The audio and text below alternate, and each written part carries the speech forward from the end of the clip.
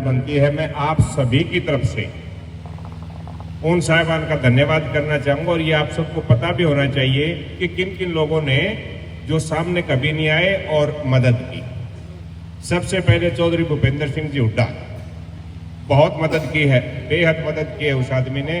3-4 बार हम मिले और 2-2 ढाई घंटे तक हमारा इंतजार किया। उनको कहीं जाना था और एक बार तो ऐसा हुआ कि 2 घंटे हमारे इंतजार में बैठे रहे। बहुत मदद की है चौधरी भूपेंद्र सिंह हुड्डा ने। हमारे हिसार के सांसद चौधरी जयप्रकाश जी, 3-4 बड़े अड़े हुए काम थे जो सांसद जी ने खुद खड़े होकर करवाए। बहुत बहुत आभार करेंगे सांसद जी का। हमारे भाई महिपाल जी ढांडा हरियाणा के शिक्षा मंत्री हैं। महिपाल जी ने बहुत मदद की। जब भी उनके पास में गए, भाई महिपाल जी ने हमारी बहुत मदद की है। रणवीर सिंह जी गंगवा साहब के पास हम 2 बार गए, दोनों बार बहुत अपनेपन से मिले।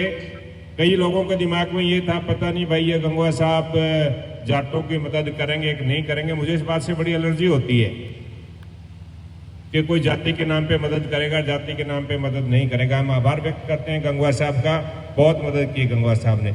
हमारे हंसी से ग्वांडी भाई भी हैं विनोद भ्याणा जी से मिले। उन्होंने भी हमारी जहां भी मदद की जरूरत पड़ी, 1-2 फाइलें कुछ अनुदान के लिए या इन बच्चों की नौकरी के लिए वो कहीं न कहीं मूवमेंट में है। शायद हो सकता है कभी न कभी वो भी एक सकारात्मक समाचार हमें मिले। एक हमारी बेटी है सोनिया दून, हमारे विधायक जस्सी पेटवाड़ जी, उन्होंने भी अपने अपने स्तर पे बहुत मदद की। इसके अलावा अगर हम ऑफिशियल सिस्टम की बात करें, हमारे डीजीपी साहब श्री शत्रुजीत जी कपूर बेहद अच्छे इंसान और उतने बेहद बड़े ऑफिसर हैं। पुलिस डिपार्टमेंट का सारा काम हमारे डीजीपी साहब और एडीजीपी क्राइम मैडम ममता सिंह जी, उन्होंने बहुत अपनेपन से हमारी बातें सुनी, आप सबकी बातें सुनी और इस मामले में मदद की।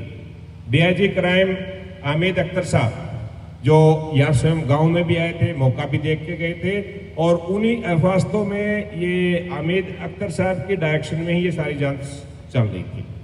उन्होंने बहुत मदद की है। एक भगवान दास जी है सब इंस्पेक्टर जो डीआईजी साहब के रीडर हैं, उन्होंने हिसार की जो टीम है क्राइम ब्रांच की, उन्होंने हमारी बहुत मदद की है।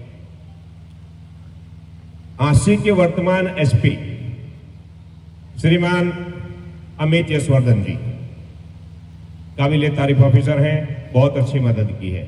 वर्तमान एसएचओ नारायण, मैं उनका भी आभार व्यक्त करना चाहूंगा, उन्होंने भी बहुत मदद की है।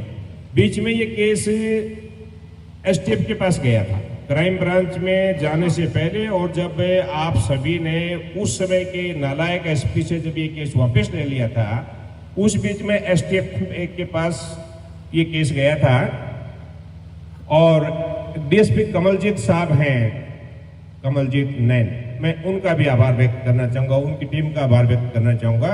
उन्होंने भी ये इस मामले में, एक इंस्पेक्टर करण सिंह साहब थे इसमें, उन्होंने भी बहुत मदद की।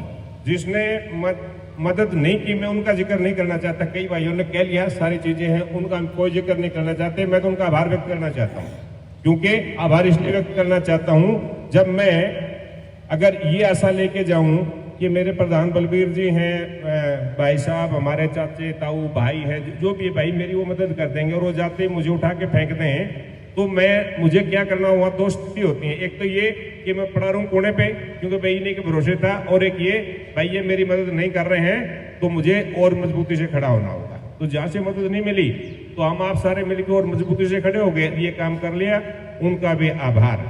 मैं इसके अलावा एक बात और कहना चाहता हूं, मैंने शायद ढांडाखेड़ी में कही थी एक दिन ये बात सबसे पहले, और मैं चाहता हूं वहीं से शुरू करूं। मेरे पास इस बात का रोड मैप है। आज समाज में सबसे भयंकर समस्या, सबसे बड़ी बुराई जातिवाद की है। समाधान तो सारा मेरे पास नहीं है, मैं समाज शास्त्र का विद्यार्थी रहा हूं और समाज की सबसे बड़ी समस्या, मैं इसके ऊपर काम करना चाहता हूं। और इसके ऊपर काम करने के लिए मैं चाहता हूं कि सबसे पहले बेटा, हमने शायद ढांडाखेड़ी में ही कहा था, शायद ढाना खेड़ी में कहा था, तो मैं वहीं से शुरू करना चाहता हूं। हाँ जी, गैबी नगर में, जो जहां भी कहा था। एक तो मैं इसके ऊपर कुछ बातें रखना चाहता हूं छत्तीस बिरादरी के लोगों से गांव में जाके। एक नया पैसा खर्च नहीं होगा इस सारी कार्रवाई में, तो यूं तो कि आगे कोई तामझाम किसी चीज की जरूरत नहीं है। एक नए पैसे की जरूरत नहीं, ना कोई टेंट चाहिए, ना कुछ नहीं चाहिए। कहीं पेंडम पानी पड़ा होगा उठा के पी लेंगे। और इसके ऊपर मुझे लगता है कि काफी मदद हो सकती है। जब हमें जाति व्यवस्था की सच्चाई को लोगों के सामने रखेंगे, शेयर करेंगे, तो कहीं न कहीं ये जो इतनी कठोरता आ गई है वो कुछ न कुछ नरमाएगी। तो मेरी हाथ जोड़ के अपील है, जितने भी सज्जन बैठे हैं, जहां मैं खड़ा हूं यहां से 100 किलोमीटर के दायरे में कहीं पर भी मेरे पास कोई काम नहीं है। मैं सबसे निठल्ला और निकम्मा आदमी हूं। जहां से भी जिस दिन फोन आएगा, अगर उसी दिन की दूसरी जगह एंगेजमेंट हुई तो बात अलग है, नहीं तो आप आदेश करें। मुझे ना ज्यादा ताम झाम की जरूरत है। कोई एक आध बच्चा ने फुर्सत होगी तो मेरे साथ आ जाएगा, किसी दिन नहीं फुर्सत होगी नहीं आ पाएगा। वहां आके भी कुछ नहीं चाहिए, कुछ नहीं चाहिए। कोई टेंट लगाना है जी, कोई चाय की व्यवस्था करनी है, पानी की व्यवस्था करनी है, सारे मेरे अपने घर हैं। कहीं भूख लगाई तो 2 रोटी खा लूंगा किसी के बोइये में ठा के, और नहीं तो वैसे मैं 24 घंटे में एक बार रोटी खाने वाला आदमी हूँ, 2 रोटी अपने खा के चलता हूँ। लेकिन मेरी ये प्रार्थना है कि जहां से भी आप शुरुआत करना चाहें, आज से, अब से, कल से, मेरे लिए सबसे महत्वपूर्ण काम है, इस पे मैं काम करना चाहता हूं। थोड़ा सा मौका दें, बुलाएं। और गांव में जहां भी आप बुलाते हैं वहां सभी जाति के लोगों को इकट्ठा कर लें।